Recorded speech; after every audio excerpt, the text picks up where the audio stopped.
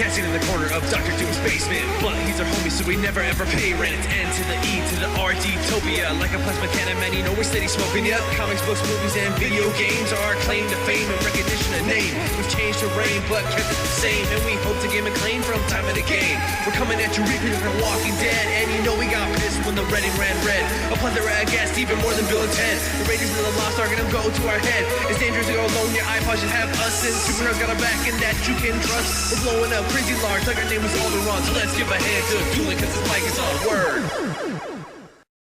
What's happening, Nerdtopians? Welcome to Nerdtopia. I am Doolin Dalton, and joining me today is Sir Ricardo of House Rodriguez. First Hello. of his name, defender of movie tropes, formerly of the web series Filmtopia Cast 3000, and bringer of nerdery. How you doing today, Rick? Doing good, man. Yourself? Oh, I'm fantastic, man. Welcome back to the show. Glad to have you here. Thank you. It's I think this might be like the third or fourth episode I've had you in, but like we play really well off of each other, so Yeah, it's always a blast. yeah, why not have you back? So I mean, the one thing we'll just go ahead and jump right into it, man, because everybody's talking about it. We're no exception. Game of Thrones season 6 finale and the recap as a whole. We're going to go ahead and launch into it, man. And what I love so much about Game of Thrones is that I'm kind of losing my voice. I perform like for a living every day, so I'm always yelling, and my voice is paying the price for it. You got to drink that honey, man. The honey and water. I'm working on it. Yeah, what I love so much about Game of Thrones is that it started out as this sort of like low-key fantasy series, and of course jumped right at it because I'm a big fantasy guy. And it kind of slowly gains steam, and it's just huge in the mainstream media right now. Like you don't have to be a nerd to enjoy it. Like everybody watches the show. Not at all. Yeah, we talked about this. Like nerd culture won. Yeah, we did on the last episode. Yeah, when the top shows are kind of worldwide are ones with dragons and another one with zombies, and one with dragon and zombies. So. That's got to mean something. Absolutely. So I'm just going to go ahead and say it right now. Like, season 6 spoilers, guys. If you are not caught up, do not listen. I mean, the name of the fact that you clicked on the thing that said season 6 recap is probably your first hint that if you're not caught up, we're going to be talking about it. We are going to spoil the hell out of it. So go back, get caught up, then come back and listen. Get your crap together and watch it. Like, I don't know, quit your job or whatever you have to do. Just whatever, make it happen. Leave your wife. Leave your wife. Leave the kids. It doesn't matter. No, it does. They'll matter. understand. It does matter. Don't do that.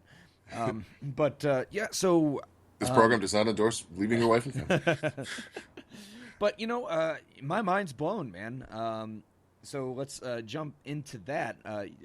Right now, at the end, where we are at the end of the season, like they've set up for the end game. Like there's the light at the end of the tunnel is near. Like the chess pieces are on the board and fully set up. Yeah, it's everything that we've been waiting for since we started watching this journey, 6 years ago. Cersei, and theorizing. Yeah, I mean, and that's the thing I loved about this. That I loved about it. A lot of the things that happened, they're things that we all saw coming, and whereas a lot of people wouldn't really care so much for that.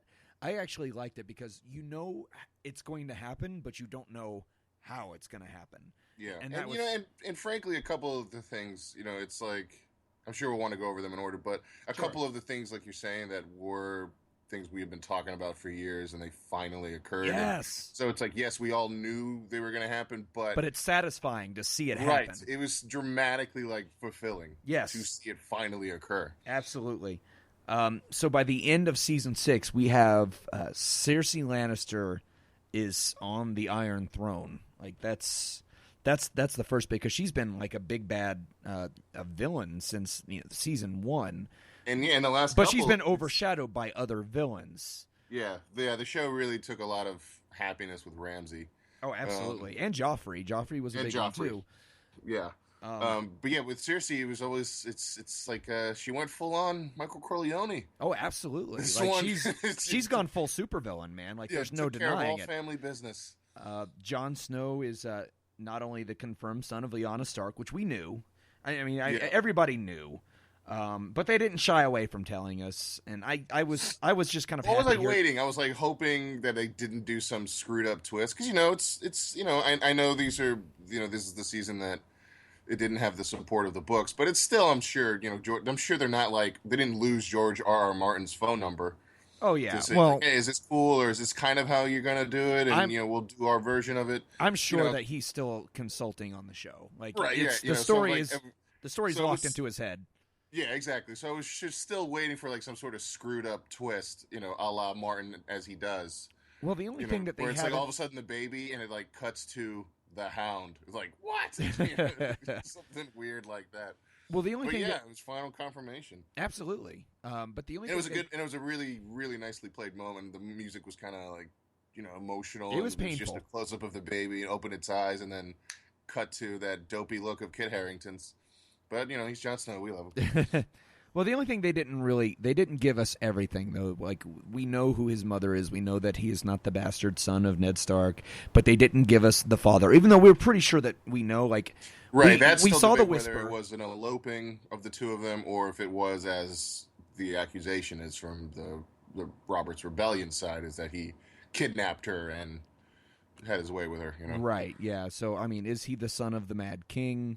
We don't know, which would make him. I think one of them. It's like he's like the brother of the prince who was in line to be the next king. Right. Right. Or so. It's a big, complicated thing. Some other guys probably really, really know it. Like my good friend Nicholas Civitello, our good friend Nicholas Civitello. Also formerly of Filmtopia. Also formerly of Filmtopia, before the dictator Greg took over. Before he left and went back to Orlando. It's interesting.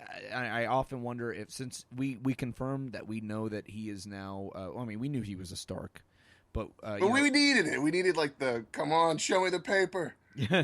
But is he a Stark and also a Targaryen? Like, and that's kind of what I think it is. Exactly. That's the thing, which would make him, according to all like the lineage stuff, Daenerys' nephew. Daenerys, yeah. True. Yep. Or half brother, depending on who the father. Depending on who the it father. It could be the son, or it could be the Mad King himself. Like, we don't know. Right. But yeah, so definitely related. Yeah, definitely related. At this point, definitely related. And I think that's something that's going to come into play next season. But we'll get to that. We're moving along the line. Just kind of like hitting the points here. So we jumped in after the Battle of the Bastards. We get to see Jon Snow and Sansa retake Winterfell, which was extremely satisfying. I know you kind of had some issues with it. Yeah, mostly just the craftsmanship and certain dramatic decisions made on the part. Like, the whole idea of it is great. But yeah, I had little issues with like the way the battle unfolded. I think it could have been like a little more in terms of staging, like highs and lows. Sure. The way it occurred, it felt like immediately like the battle was lost the second it started. So as a result, the battle was like this major fucking drag. Sure. Pardon my French. And so it became like a little bit of a slog, as opposed to.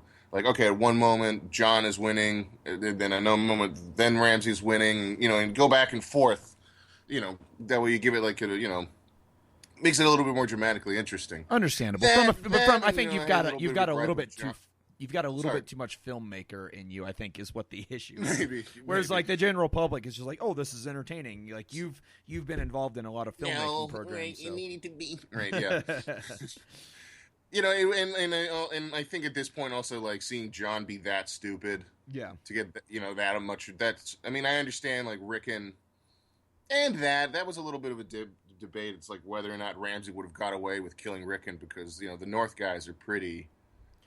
If he could have just loyalty, I'm just like the whole time he was doing that during the Battle of the Bastards. I'm just like I'm screaming at the TV. I'm like, zig and zag, motherfucker, zig and zag. Don't run in a straight line. What is wrong with you? Right? Did you see Apocalypto? I mean, like by the time like you got that distance away, like you could have seen the arrow coming and gotten out of the way. Criticism. It's like Ramsay Bolton, greatest archer ever. There's that thing that was going on. So there was like little gripes, and what I was going to say is like Jon Snow. I understand, Rickon going down would be emotional, but it's like at this point you're a vet, dude. You shouldn't be thinking like the young, Tyke from first season and second season. You know what I mean? Right. So that bothered me a bit, and Sansa, of course, being like, well, bye, John. I'll surprise you with this maneuver of getting the Veil to rescue us. Oh God! Like, had he known, he might have rethought how to, how to strategize the battle there. You know what though? But she didn't know for sure that the Knights of the Vale were coming. Like, so they couldn't. I don't know. I think they had to move forward as if they weren't going to be there. I don't know. See, that felt to me more like the show writers wanting to be, sneaky. And I was like, yeah, we all know it's coming. Come on.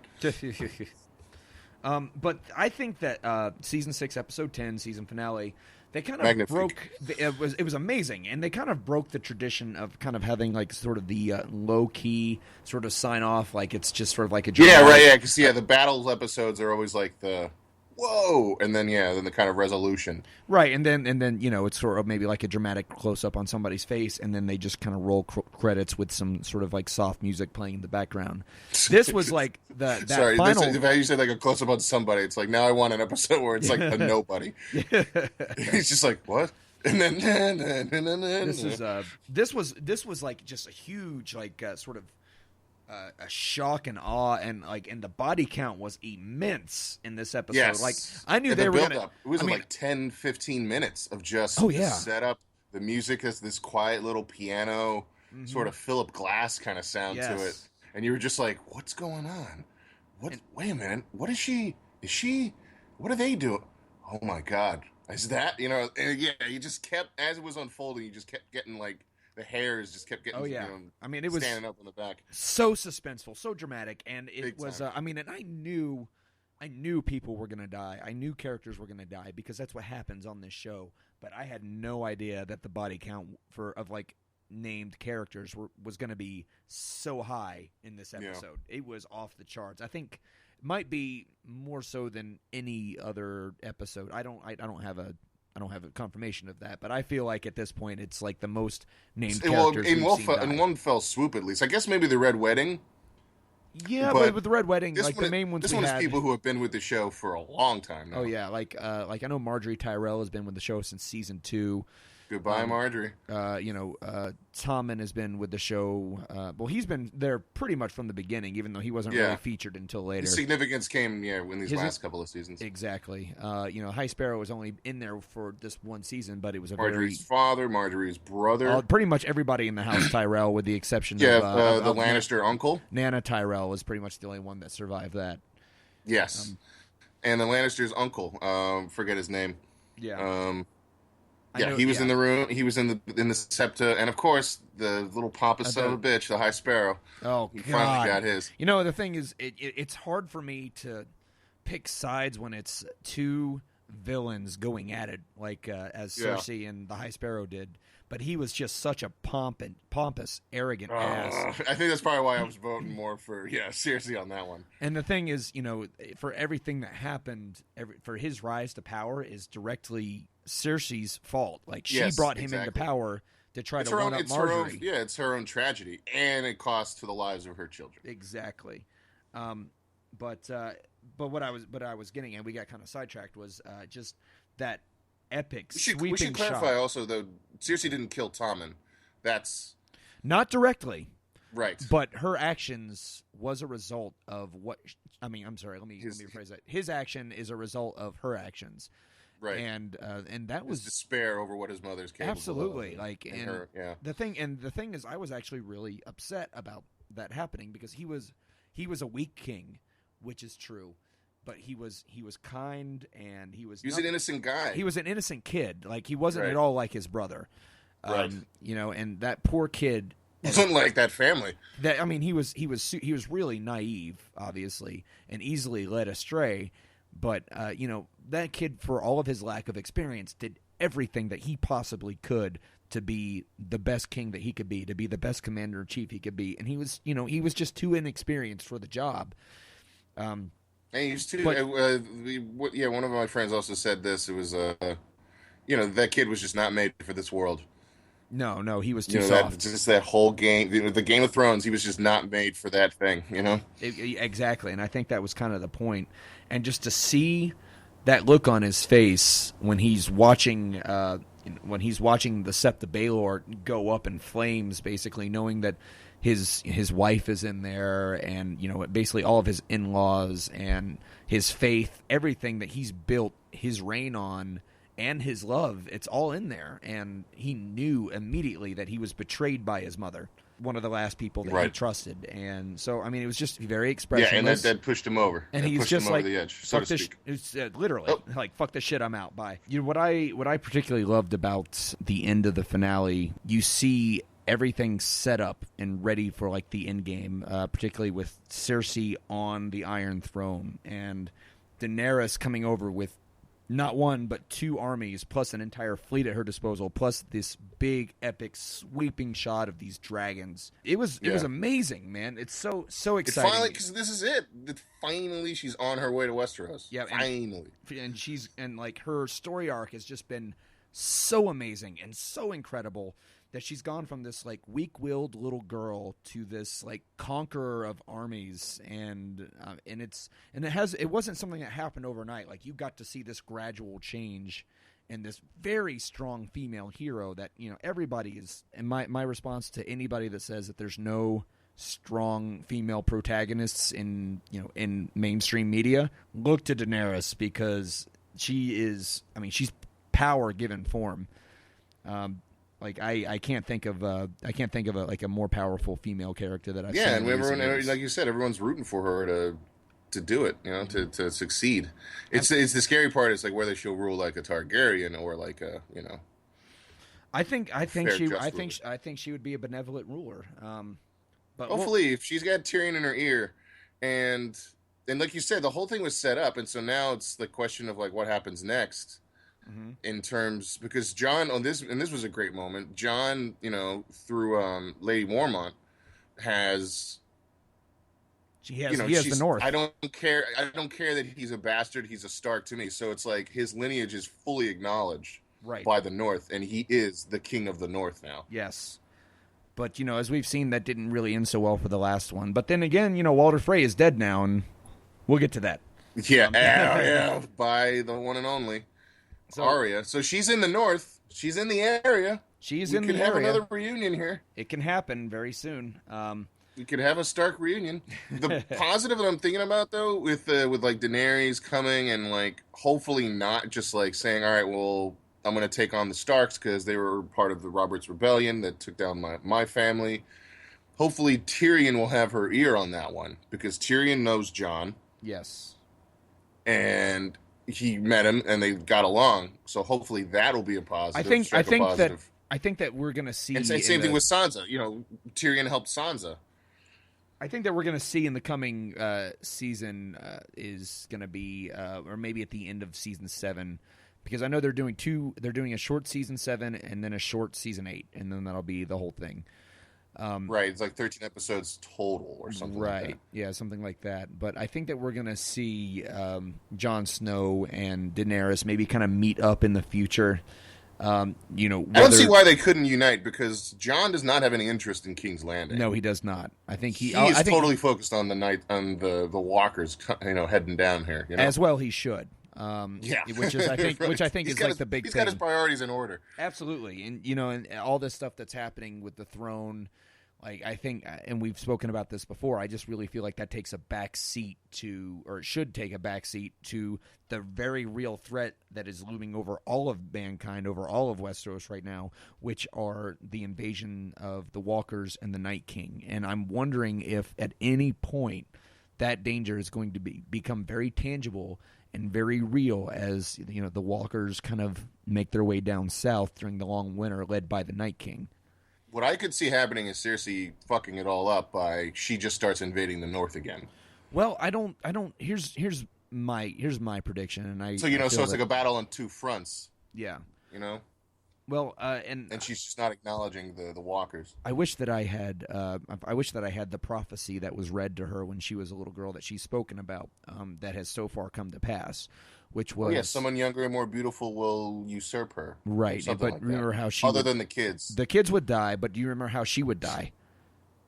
I don't. Do they say it? I thought it was just someone younger. It's like a Snow White thing. Well, it was the Valyrian word for little brother. Like the little brother will wrap his hands around your neck.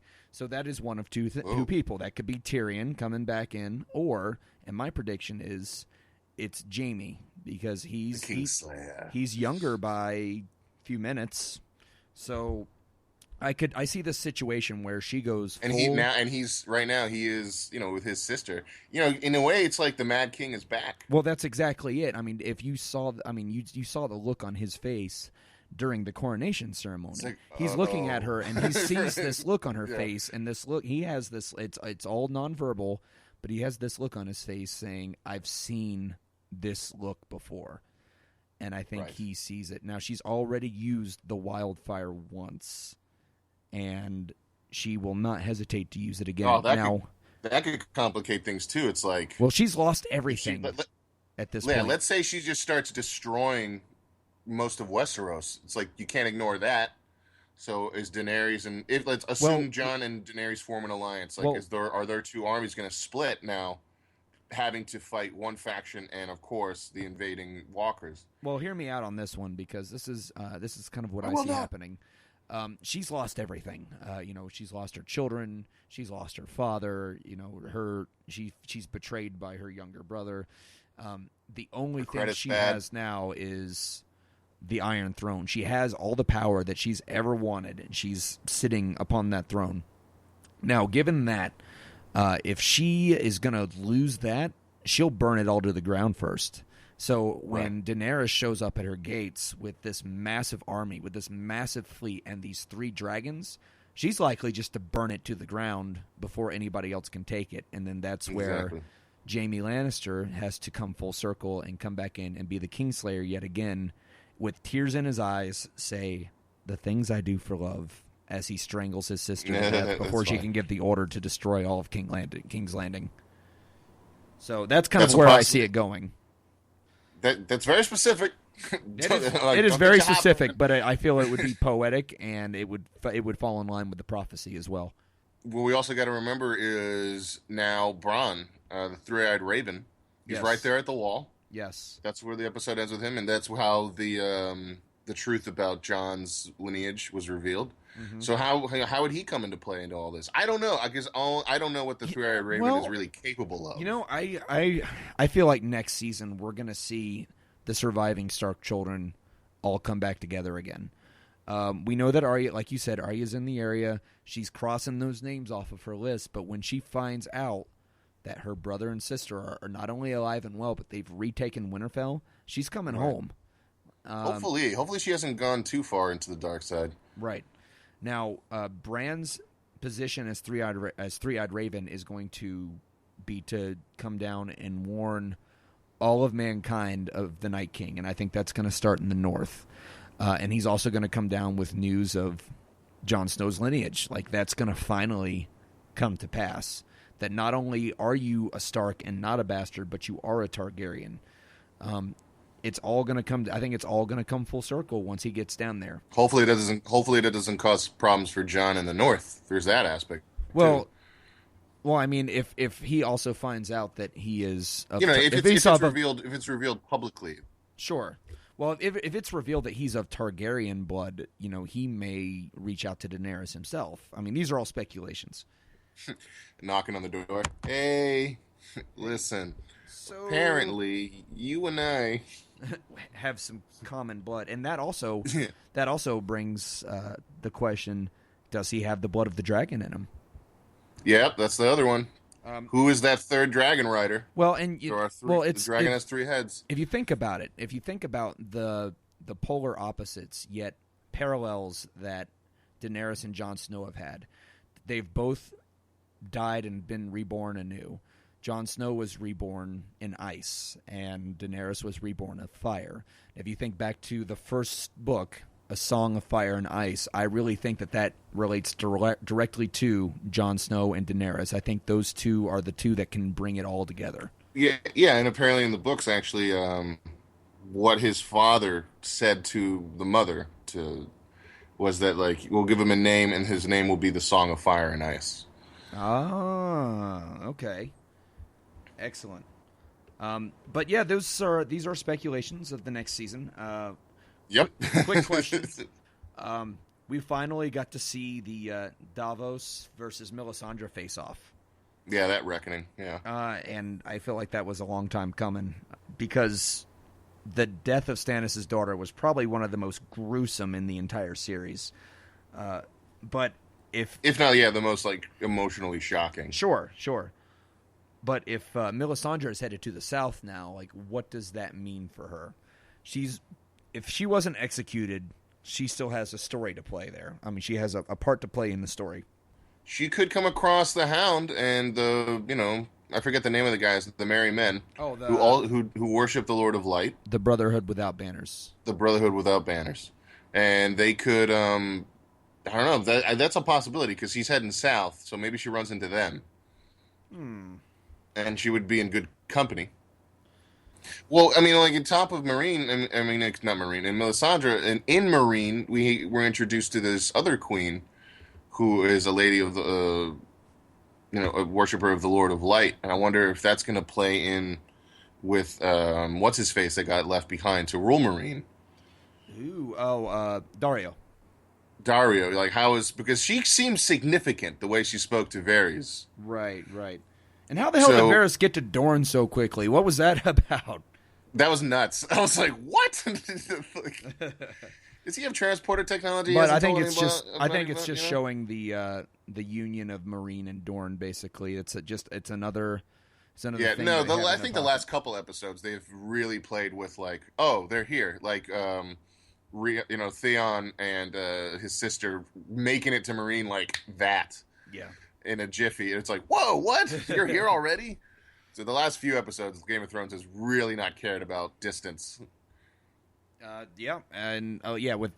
Just like you said with Theon and his sister. But we've got a whole year to speculate, man. It's gonna be. I know. It's gonna. Oh my god! How will we ever make it? I don't know. I don't even know. I was actually so disappointed by the last couple episodes of the show. Excuse me. That I was sort of like, if this last episode isn't like masterful, then I don't know if I'm going to be like enthused like I've been the last couple of years. And then it was masterful, and I was like, okay, guys. Well, I mean, you've got some slow seasons in there, but I think it's all culminated now.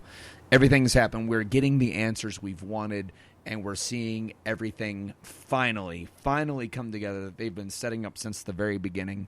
And it's satisfying, man, and it's a good time to be a Game of Thrones fan. But I'll tell you this, I think I'll be the minority here and say that I am also looking for a day that it comes to the end. I'm actually looking forward to that. Yeah, we can't have these things drag. Yeah, I mean, otherwise you get shows like, Lost or Smallville or things that just go on way too long, and they, it's good to leave the party before the party is over. You know what I mean?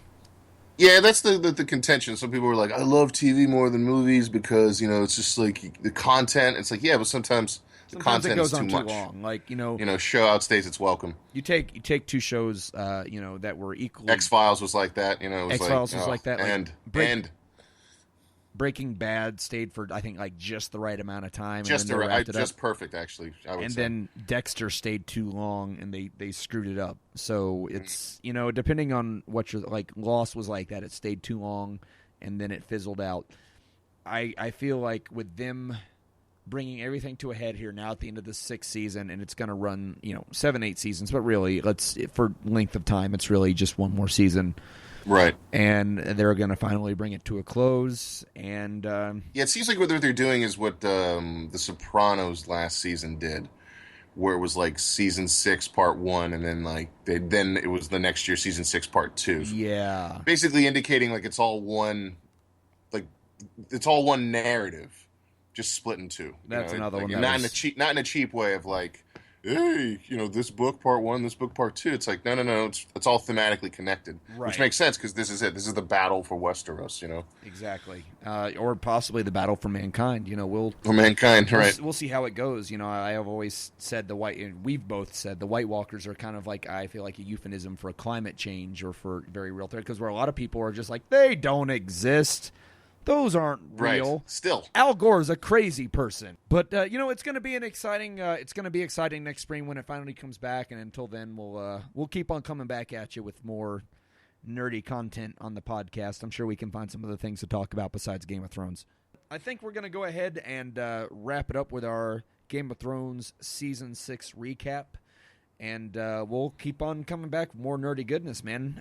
Thank you so much for sitting in on this podcast with me today, Rick. You're welcome. It was a joy. I wanted to talk about it. Yeah, no, you texted me. You're You're like, Doolin, we got to get on this Game of Thrones season 6 finale. Let's do it. And I said, absolutely, because I can't not talk about it. Well, sweet, man. Thanks so much for joining me today for Welcome to Nerdtopia. I'm Doolin Dalton. I'm Rick Rodriguez. And thanks for nerding out with us, guys. Have a good night.